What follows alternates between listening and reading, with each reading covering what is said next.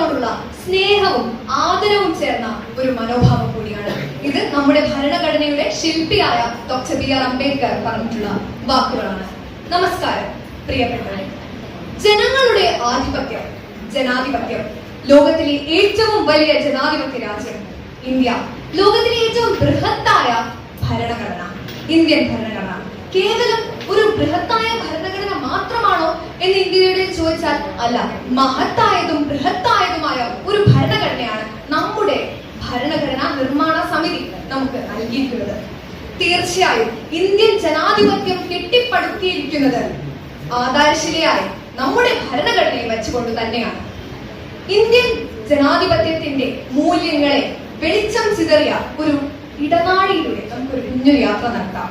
ഭരണഘടനയുടെ ചരിത്രത്തിന്റെ ആ ഇടനാഴി. ആദ്യമായി തന്നെ 1750കളിൽ നാട്ടുരാജ്യമായി നിലനിന്നിരുന്ന ഇന്ത്യയിൽ ലെജിസ്ലേച്ചറും എക്സിക്യൂട്ടീവും ജുഡീഷ്യറിയും നടപ്പാക്കിയിരുന്നത് ആ നാട്ടുരാജ്യത്തെ രാജാക്കന്മാർ തന്നെയായിരുന്നു. പിന്നീട് ഇതിലൊരു മാറ്റം വന്നത് 1757 മുതൽ 1858 വരെയാണ്. അതായത് ഈസ്റ്റ് ഇന്ത്യ കമ്പനി ഇന്ത്യ ഭരിച്ച കാലഘട്ടം. ഈ കാലഘട്ടത്തിൽ British government east India company ഇന്ത്യയിൽ എങ്ങനെ പ്രവർത്തിക്കണമെന്ന് തീർച്ചയായും ഒരു നടപ്പാക്കാൻ വേണ്ടിയിട്ട് അവർ കുറച്ച് ആക്ടുകൾ പാസ്സാക്കിയിട്ടുണ്ട്. ഉദാഹരണത്തിന് government of India charter act, regulation act തുടങ്ങിയവ.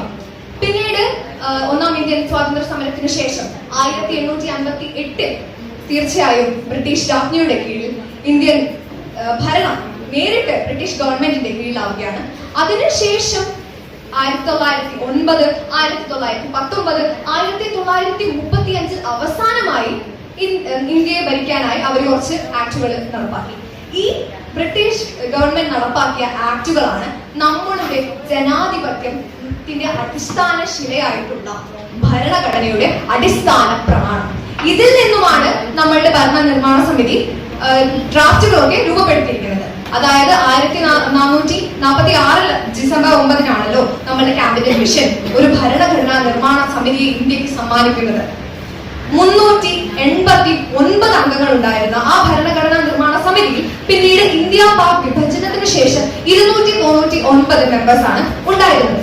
അതുകൊണ്ട് തന്നെ ഈ സമിതി വിവിധ ജനവിഭാഗങ്ങളിൽ നിന്നുമുള്ള പ്രതിനിധികളുള്ള ഈ സമിതിയാണ് നമ്മളുടെ ഭരണഘടന നിർമ്മിച്ചിരിക്കുന്നത്. ഒരു ഭരണഘടന ഒരു രാജ്യത്തിന് വേണോ എന്നുള്ളത് വളരെ ചർച്ചയേറിയ ഒരു സംഭവമാണ്. പക്ഷെ നമ്മുടെ 1215 ഉണ്ടായിരുന്ന കിങ് ജോണിന്, ഇംഗ്ലണ്ടിലെ കിങ് ജോൺ എന്ത് ചെയ്തു? അദ്ദേഹം വളരെ കെടുകാര്യസ്ഥതയും വളരെയധികം ധൂർത്തുള്ള ഒരു രാജാവായിരുന്നു.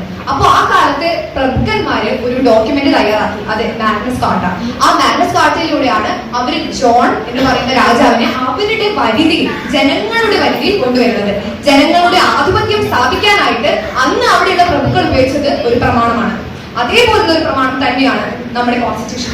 മാഗ്നസ് കാർട്ട പിന്നീട് തോമസ് ജെഫേഴ്സൺ, മഹാത്മാഗാന്ധി പോലെയുള്ള ചരിത്ര ഗതി തന്നെ മാറ്റിവരിച്ച ഒരുപാട് മഹാന്മാരുടെ പ്രചോദനമായി മാറി എന്നുള്ളത് നമുക്ക് നിസ്സംശയം പറയാൻ സാധിക്കുന്ന ഒരു കാര്യം തന്നെയാണ്. ജനാധിപത്യത്തിന്റെ ഏറ്റവും പ്രശസ്തമായ വിശദീകരണം നൽകിയിരിക്കുന്നത് തീർച്ചയായും അമേരിക്കയുടെ 16ാം പ്രസിഡന്റ് ആയിട്ടുള്ള അബ്രഹാം ലിങ്കൺ തന്നെയാണ്.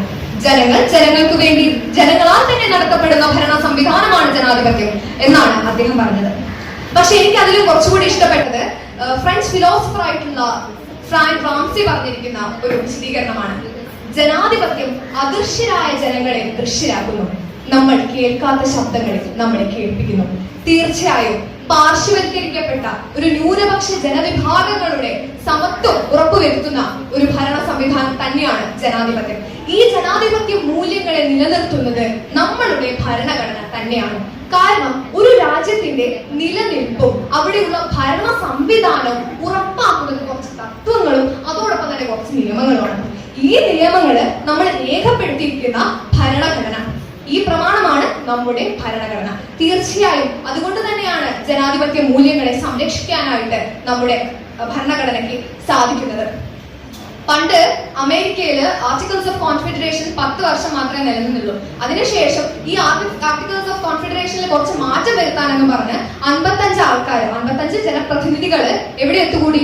പെൻസിൽവേനിയയിലെ ഫിലാഡൽഫിയയിൽ ഒത്തുകൂടിയിട്ട് അവര് 3 മാസം കഴിഞ്ഞ് പുറത്തിറങ്ങുമ്പോൾ ഈ മാറ്റങ്ങള് ആക്ച്വലി പുതിയ ഒരു അമേരിക്കൻ കോൺസ്റ്റിറ്റ്യൂഷൻ ആയിരുന്നു. അന്ന് അവർ അമേരിക്കൻ കോൺസ്റ്റിറ്റ്യൂഷൻ മാറ്റാനുള്ള കാരണം എന്തായിരുന്നു? അതെ, ഒരു ഡീസെൻട്രലൈസ് സിസ്റ്റം ആയിരുന്നു ആർട്ടിക്കിൾസ് ഓഫ് കോൺഫെഡറേഷൻ നിലനിന്നിരുന്നത്. അതുകൊണ്ട് തന്നെ ടാക്സ് കൂട്ടാനൊന്നുള്ള അവകാശം അന്ന് സെൻട്രൽ ഗവൺമെന്റിന് അമേരിക്കയിൽ ഇല്ലായിരുന്നു. അതുകൊണ്ട് തന്നെ അവർ ഈ മാറ്റം വരുത്തിയതോടെ ഇവർക്ക് ടാക്സ് കൂട്ടാനും കടത്തിൽ നിന്ന് രക്ഷപ്പെടാനും സാധിക്കുകയാണ്. ബ്രിട്ടീഷുകാരുമായിട്ടുള്ള ട്രേഡ് ഒക്കെ അന്ന് നിന്നിരുന്നത് കൊണ്ട് അവർക്ക് വേറൊരു വഴിയില്ലായിരുന്നു. നമ്മളുടെ ഇന്ത്യൻ ഭരണഘടന ഒരു സെൻട്രലൈസ് സിസ്റ്റം തന്നെയാണ് ഉറപ്പാക്കുന്നത്. എന്നിരുന്നാലും അവകാശങ്ങളെയും അധികാരങ്ങളെയും കൃത്യമായി വിഭജിച്ചിട്ടുണ്ടോ എന്ന് ചോദിച്ചാൽ കൃത്യമായി വിഭജിച്ചിട്ടുണ്ട്. ഒരു ഫെഡറൽ സിസ്റ്റത്തിന്റെ കീഴിൽ നമ്മളുടെ കേന്ദ്ര സർക്കാരും സംസ്ഥാന സർക്കാരും കൃത്യമായിട്ട് ഉത്തരവാദിത്തങ്ങളെയും അവകാശങ്ങളെയും അധികാരങ്ങളെയും വിഭജിച്ചിട്ടുണ്ട്. പിന്നീട് നമ്മൾ ചിന്തിക്കുകയാണെങ്കിൽ നമ്മുടെ അന്നത്തെ സ്വാതന്ത്ര്യ സമര സേനാനികളുടെ കുറച്ച് സ്വപ്നങ്ങൾ കൂടിയാണ് നമ്മളുടെ ഭരണഘടന. ആ കണ്ണീരിൽ കുതിർന്ന രക്തത്തിൽ കുതിർന്ന അവരുടെ സ്വപ്നം, അവർ താലോലിച്ച് വളർത്തിയ ഒരു നവയുഗത്തിന്റെ ഒരു പുതിയ ഇന്ത്യയുടെ സ്വപ്നം പ്രതിഫലിക്കുന്ന ഒരു പ്രമാണമാണ് ഭരണഘടന. സ്വാതന്ത്ര്യം തന്നെ അമൃതം, സ്വാതന്ത്ര്യം തന്നെ ജീവിതം, പാരതന്ത്ര്യം മാനികൾക്ക് മൃതിയേക്കാൾ ഭയാനകം. കുമാരനാശാനാണ് ഇങ്ങനെ പാടിയത്. നമ്മൾ ആലോചിക്കുമ്പോൾ നമ്മുടെ സ്വാതന്ത്ര്യ സമര സേനാനികൾ ഇതേ ആശയത്തിൽ ഉറച്ചു വിശ്വസിച്ചവരായിരുന്നു. അതുകൊണ്ട് തന്നെയാണ് ഭരണഘടന ജനാധിപത്യത്തിന്റെ മൂല്യമായ സ്വാതന്ത്ര്യത്തിൽ ഊന്നി നിർമ്മിക്കാൻ അവർക്ക് സാധിച്ചിട്ടുള്ളത്. പിന്നീട് വേറൊരു കാര്യം നമ്മൾ ശ്രദ്ധിക്കുകയാണെങ്കിൽ ഇക്വാലിറ്റിക്കൊപ്പം ഇക്വിറ്റിക്കും കൂടി പ്രാധാന്യം കൊടുക്കുന്ന ഒരു ഭരണഘടനയാണ് ഇന്ത്യയുടേത്. അതുകൊണ്ട് തന്നെയാണ് നമ്മുടെ ഭരണഘടന റിസർവേഷനുകളെ പറ്റിയിട്ട് കൃത്യമായിട്ട് പ്രതിപാദിക്കുന്നത്. ഒരു ജനാധിപത്യ രാജ്യത്ത് ഏറ്റവും ഇമ്പോർട്ടന്റ് ആയിട്ട് വേണ്ടത് എന്നോട് എന്താണെന്ന് ചോദിച്ചാൽ ജനങ്ങൾക്ക് അവരുടെ അഭിപ്രായങ്ങൾ പറയാനുള്ള ഒരു സേഫ് സ്പേസ് ഒരുക്കുക എന്നുള്ളതാണ്. കാരണം ജനങ്ങളാൽ തിരഞ്ഞെടുക്കപ്പെട്ട ജനപ്രതിനിധികളാണ് ജനാധിപത്യത്തിലെ ജനങ്ങളെ ഭരിക്കുന്നത്. ഈ ജനപ്രതിനിധികളുടെ കെടുകാര്യസ്ഥയ്ക്കെതിരെ വിരൽ ചൂണ്ടാനും ഉറക്കെ സംസാരിക്കാനുമുള്ള അവകാശം ഓരോ മനുഷ്യനും ഉണ്ടാകണം. അതുകൊണ്ട് തന്നെയാണ് ആർട്ടിക്കിൾ 19A നമുക്ക് freedom of speech and expression നൽകിയിരിക്കുന്നത്. സ്വയം അഭിപ്രായ സ്വാതന്ത്ര്യമുള്ള ഒരു രാജ്യത്താണ് നമ്മൾ ജീവിക്കുന്നത്. 18 വയസ്സിന് ശേഷമുള്ള ഓരോ ഇന്ത്യൻ പൗരനും നമ്മളുടെ ജനപ്രതിനിധികളെ തിരഞ്ഞെടുക്കുന്ന പ്രക്രിയയായ തിരഞ്ഞെടുപ്പില് പങ്കെടുക്കാൻ അവകാശമുണ്ട്, വോട്ട് ചെയ്യാൻ അവകാശമുണ്ട്. യൂണിവേഴ്സൽ അഡൽട്ട് ഫ്രാഞ്ചൈസിലൂടെ നമ്മളുടെ ഭരണഘടന ആർട്ടിക്കിൾ 326 പ്രകാരം ഇത് നടപ്പാക്കിയിട്ടുണ്ട്. അപ്പോൾ ഇങ്ങനെയുള്ള ഒരു ഭരണഘടനയാണ് നമ്മുടെ രാജ്യത്ത് നിലനിൽക്കുന്നത്. തീർച്ചയായും ഇന്ത്യൻ ഭരണഘടനയുടെ ആവശ്യം ഇന്ന് കുറയുന്നുണ്ടോ എന്നുള്ളത് വളരെ ചർച്ചയേറിയ ഒരു വിഷയം തന്നെയാണ്. കാരണം നമ്മൾ ഇന്ന് നമ്മുടെ ഭരണഘടന ഉണ്ടായിരുന്നത് കുറച്ച് മൂല്യങ്ങളെ അടിസ്ഥാനമാക്കിയാണ്. ഈ മൂല്യങ്ങൾ നമുക്ക് മനസ്സിലാക്കണമെങ്കിൽ ഈ ഭരണഘടനയെ തന്നെ സ്വാംശീകരിച്ച് ജവഹർലാൽ നെഹ്റു തയ്യാറാക്കിയ ആമുഖം വായിച്ചാൽ മാത്രം മതി. നാം ഇന്ത്യയിലെ ജനങ്ങൾ ഇന്ത്യയെ ഒരു സർവാധികാര സ്ഥിതി സമത്വ ജനാധിപത്യ മതനിരപേക്ഷ റിപ്പബ്ലിക്കായി സംവിധാനം ചെയ്യുന്നു. അതെ, ഒരു സാഹോദര്യം നിലനിൽക്കുന്ന എല്ലാ ജനവിഭാഗങ്ങൾക്കിടയിലും മതങ്ങൾക്കിടയിലും ഒരു സാഹോദര്യം നിലനിൽക്കുന്ന ഒരു മതനിരപേക്ഷ രാജ്യത്തെയാണ് അന്ന് ജവഹർലാൽ നെഹ്റു അടക്കമുള്ള സ്വാതന്ത്ര്യ സമര സേനാനികൾ സ്വപ്നം കണ്ടത്. എന്നാൽ ഇന്ന് മതത്തിന്റെ പേരിലും ജാതിയുടെ പേരിലും ഇന്നും ഒരു മോഡേണൈസ് സൊസൈറ്റിയിൽ കൂടി യുദ്ധങ്ങളും അതോടൊപ്പം തന്നെ കലാപങ്ങളും നടക്കുന്ന സാഹചര്യത്തിൽ നാം ഒന്നുകൂടി വീണ്ടും ചിന്തിക്കേണ്ടിയിരിക്കുന്നു. ഇന്ത്യയിൽ ഭരണഘടനയുടെ മൂല്യങ്ങൾ ഇന്നും നിലനിൽക്കുന്നുണ്ടോ? കൊൽക്കത്ത രക്തത്തിൽ കുളിച്ചു നിൽക്കുന്ന സാഹചര്യത്തിൽ നമ്മുടെ യുപിയിലുള്ള ലഖീംപൂർ ഖേർ എന്ന് പറയുന്ന സ്ഥലത്ത് ഒരു 13 വയസ്സുകാരിയുടെ ശരീരം ഒരു കരിക്ക് തോട്ടത്തിന്റെ നടുക്ക് നിന്ന് കിട്ടുമ്പോൾ നമ്മൾ വീണ്ടും ചിന്തിക്കേണ്ടിയിരിക്കുന്നു, ഇന്ത്യയിൽ ഭരണഘടനാ മൂല്യങ്ങൾ ഇന്നും നിലനിൽക്കുന്നുണ്ടോ? ഇന്ത്യയിലെ ഭരണഘടനാ മൂല്യങ്ങൾ നിലനിൽക്കാത്ത ഒരു അവസ്ഥ വരികയാണെങ്കിൽ അത് ജനാധിപത്യത്തിനെതിരെയുള്ള തന്നെ വെല്ലുവിളിയായിട്ടാണ് നമുക്ക് മനസ്സിലാക്കാൻ സാധിക്കുന്നത്.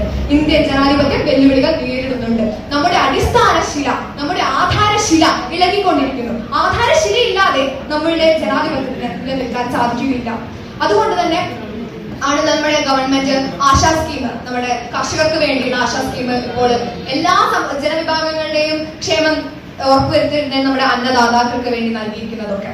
പിന്നെ നമുക്ക് വേറൊരു കാര്യം എന്താ വെച്ചാല്, പണ്ട് ഗാന്ധിജിനോട് ഒരു കുട്ടി ചോദിക്കേണ്ടായി, ഗാന്ധിജി, ബാപ്പുജി, ഈ ജനാധിപത്യം എന്ന് പറഞ്ഞാൽ എന്താണ്? ബാപ്പുജി അന്ന് ആ കുട്ടീനോട് പറയുകയുണ്ടായി, മോളെ, നിങ്ങളൊരു ഓട്ട മത്സരത്തിൽ പങ്കെടുക്കുകയാണെന്ന് വിചാരിക്കുക, നിങ്ങൾ അതിൽ ജയിക്കുന്നു. അങ്ങനെ ഇരിക്കുമ്പോൾ നിങ്ങൾ ജയിച്ചു എന്ന് മാത്രം കരുതാതെ കുറച്ച് ആൾക്കാർ കൂടി ഓടാനുണ്ടായിരുന്നു എന്ന് വിചാരിക്കുന്നതാണ് ജനാധിപത്യം. കൂടെ ഓടി തോൽപ്പിക്കാൻ കുറച്ച് ആൾക്കാരുണ്ടായിരുന്നത് കൊണ്ടാണ് നിങ്ങൾ ജയിച്ചത്. ഒറ്റയ്ക്ക് ഓടിയാല് ആരും ജയിക്കില്ല. അതുകൊണ്ട് തന്നെ മനുഷ്യരാശിയിലെ ഓരോ വിജയത്തിനു പിന്നിലും അദൃശ്യരായ ഒരു മനുഷ്യരുടെ ഒരു നിരയുണ്ട് എന്ന ഓർമ്മപ്പെടുത്തലിന്റെ പേര് തന്നെയാണ് ജനാധിപത്യം. നന്ദി, നമസ്കാരം.